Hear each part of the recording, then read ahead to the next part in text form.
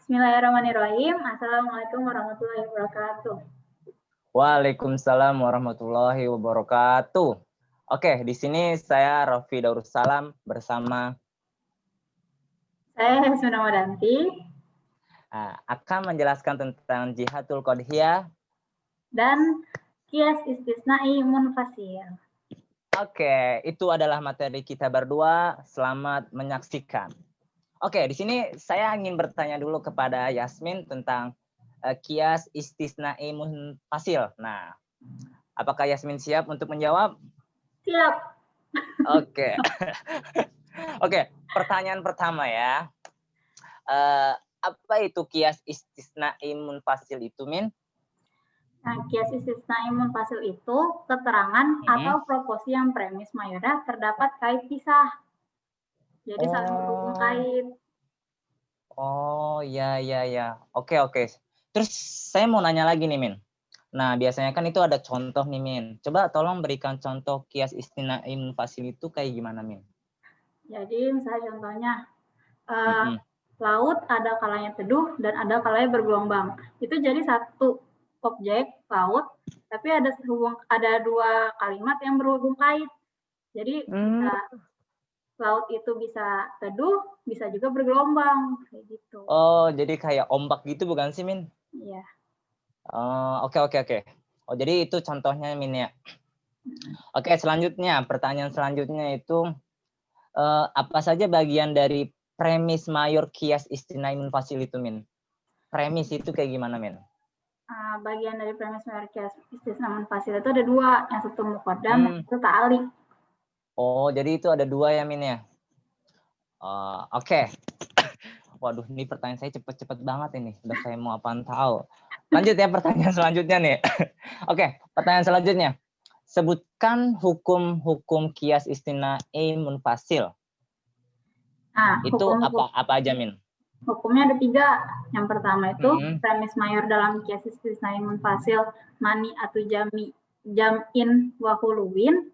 Terus juga kedua ada premis mayor Qiyas Istisna'i Munfasil itu mani jam'in, dan yang ketiga premis mayor dalam Qiyas Istisna'i Munfasil ini mani atau huluwin. Oh, banyak banget ternyata ya hukum-hukumnya Qiyas itu. Oke, pertanyaan selanjutnya, Min. Masih siap nggak nih, Min, untuk menjawab nih, Min? Siap dong. Oke, siap ya. Oke, yang pertanyaan selanjutnya, jelaskan apabila premis mayor dalam Qiyas Istisna'i Munfasil mani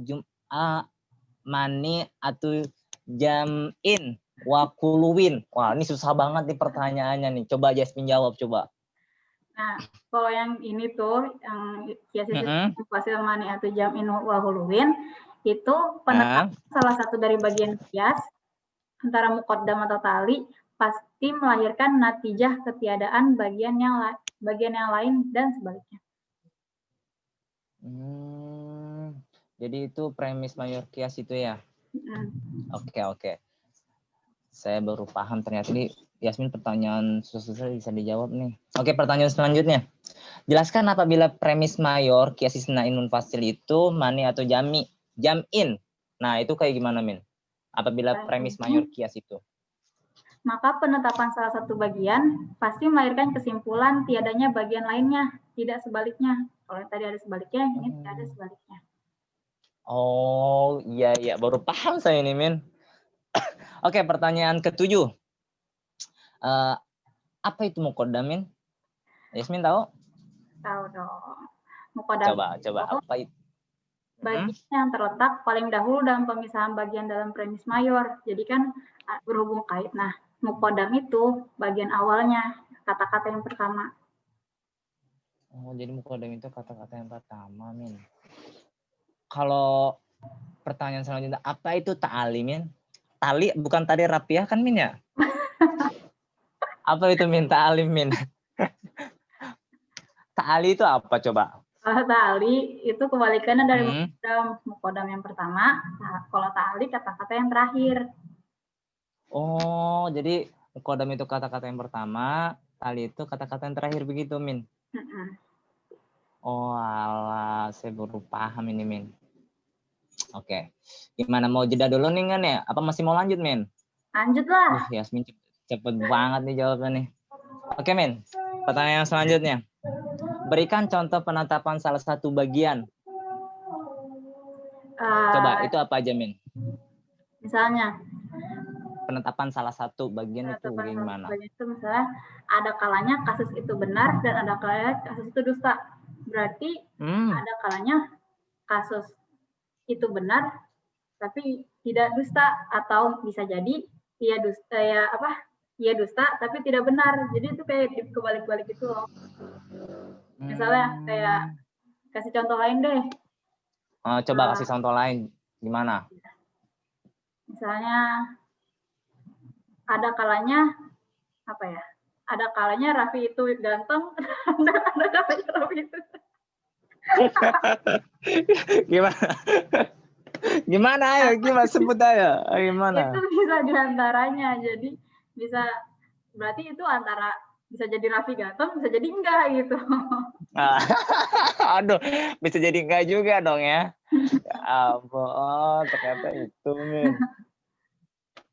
Oke. Pertanyaan selanjutnya. Nah, tadi kan tentang penetapan salah satu bagian kan ya. Nah, coba berikan contoh penetapan mukodam itu kayak gimana, Min? Nah, kan mukodam itu kata-kata yang pertama kan, yang awal tadi. Misalnya nih, ada kalanya benda ini hitam dan ada kalanya benda itu putih gitu. Ini putih, berarti yang benar kalau di mukodam berarti benda itu warnanya hitam, bukan putih. Tidak ada sebaliknya. Jadi itu contoh penetapan mukodam ya. Oke. Taruh saya catat dulu nih, Min, biar saya ingat terus, Min. Mantap dah. Oke. Ini pertanyaannya susah-susah ini. Yasmin harus jawab cepat. Oke, pertanyaan selanjutnya. Jelaskan apabila premis mayor dalam kias istisnai munfasil in mani'atu kuluwun. Nah, ini susah banget nih saya ngomongnya nih. Jawabannya juga pasti susah nih. Coba gimana, Min? Ya, gampang kok. Kias istisnai munfasil in mani'atu kuluwin itu hukumnya kebalikan yang mani'atu jam'in, artinya peniadaan salah satu bagian dari dua bagian kias. Nah, itu melahirkan tetapnya bagian yang lain tidak sebaliknya. Oh, itu ternyata atau minta. Coba nih, pertanyaan selanjutnya nih, Min. Coba berikan contoh apabila premis mayor dalam kias istisnain fasil ini mani atau kuluin. Nah, coba berikan contohnya, Min. Contohnya saya pengen tahu nih, Min. Nah, itu kan kebalikan dari yang tadi tuh awal-awal yang jami'atu ada deh. Nah, itu misalnya negara itu mungkin republik, mungkin monarki. Nah, kalau contoh yang di atas tadi kan berarti negara itu republik, tapi yang ini kebalikannya, berarti yang ngambil yang di belakang gitu, kata-kata yang belakang. Jadi negara itu monarki, berarti monarki. Ternyata kebalikannya, saya baru tahu ini, Min. Ya ampun. Oke, pertanyaan selanjutnya nih. Pertanyaannya kayaknya sedikit sulit nih kalau dari ini nih. Apa yang akan terjadi apabila hukum kias istisnai munfasil dibalik-balik? Wah, dibalik-balik nih udah kayak pantau nih, Min. Apa yang bakal terjadi nih, Min? Coba Min jawab. Ayo. Nah, kalau misalnya dibalik-balik, terjadi ketidaksesuaian dalam hukumnya, maka tidak dapat melahirkan kesimpulan yang benar gitu. Jadi kayak nggak jelas sebenarnya tuh ini yang sebenarnya ini lautnya teduh atau bergelombang, itu jadi nggak jelas, nggak menyimpulkan. Wah, ini Yasmin keren banget jawabannya, ya ampun. Oke. Pertanyaan selanjutnya nih, Min. Dikit lagi nih. Tadi kan ta'ali nih, saya lupa nih untuk memberikan contoh ta'ali itu kayak gimana, Min. Coba, Min, berikan contoh penetapan ta'ali itu kayak gimana. Nah, kan tadi yang kalau muqaddam itu yang depan, ta'ali yang belakang. Jadi ada benda hitam dan ada kayak benda putih. Berarti benda itu putih, soalnya kalimat yang belakang putih, bukan hitam. Oh iya, bener banget ya, Yasmin nih, pinter nih ya. Oke, pertanyaan terakhir nih, Min. Wah, ini pertanyaan udah terakhir aja nih, cepet banget nih. Coba Apa perbedaan kias istimnain munfasil dengan kias istimnain ittishal? Nah, coba apa perbedaan itu, Mil, antara dua itu? Nah, coba, ayo. Istisnain munfasil itu bersifatnya tidak terikat gitu. Jadi kalau istisnai ittisal itu terikat. Jadi misalnya gimana ya? Aduh gimana ya? Pokoknya misalnya kalau ada matahari berarti cuaca panas. Itu kan terikat tuh. Nah, kalau ya pasti terikat.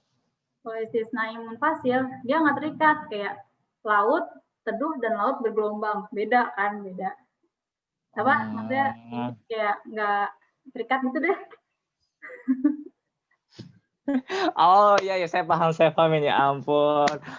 Oke, usai sudah ya pertanyaannya, ya ampun dijawab semua, lo keren banget nih Yasmin nih. Baik ya, usai sudah pertanyaan dari saya dan dijawab oleh Yasmin. Oke. Min di ayo. Nah, sekarang waktunya saya yang bertanya ke Raffi. Oke, siap jawab nih. Ayo. Mau menanya apa nih, Min? Pertanyaan yang pertama. Oke. Tolong dong jelaskan apa tuh? Apa sih yang dimaksud jihatul qodiyah itu? Oh, jihatul qodiyah. Nah, jadi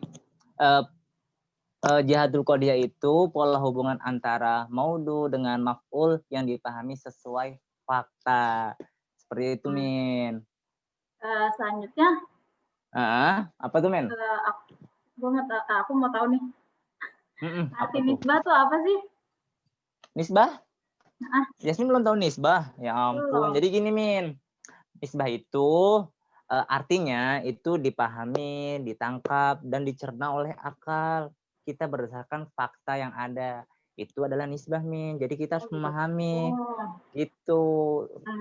Jadi apalagi nih mau ditanya nih? Macam-macamnya kayak apa aja?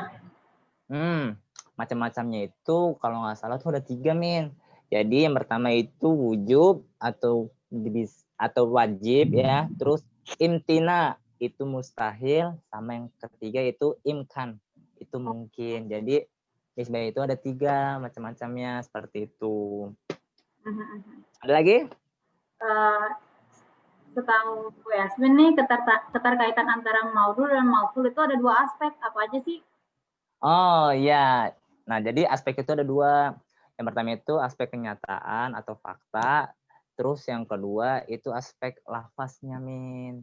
Jadi ada 2 macam. Seperti itu, Min. Ayo, apa lagi? Kalau jihatul qodiyah itu sendiri dibagi menjadi berapa? Oh, jihadul qodiyah. Nah, jihadul qodiyah itu dibagi menjadi 2. Pertama itu qodiyah muwajahah sama qodiyah mutlaqoh.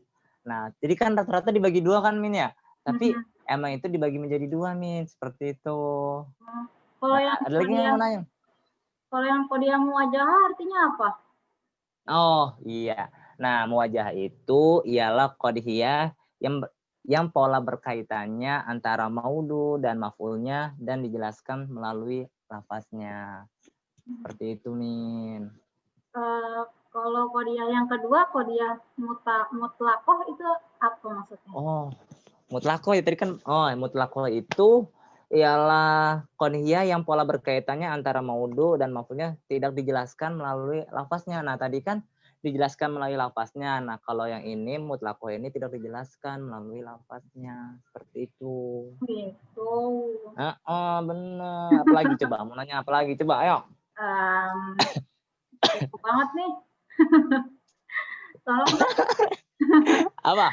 Kasih contoh dari qodiyah muwajahah tadi. Contoh ya. Misalkan gini, Min. Nah, misalkan kita ambil contoh bulan itu bergerak secara pasti. Nah, dalam contoh ini kita memberlakukan sifat tersebut karena pola berkaitannya antara maudu dengan maf'ul dalam qodiyah tersebut dijelaskan melalui lafaznya.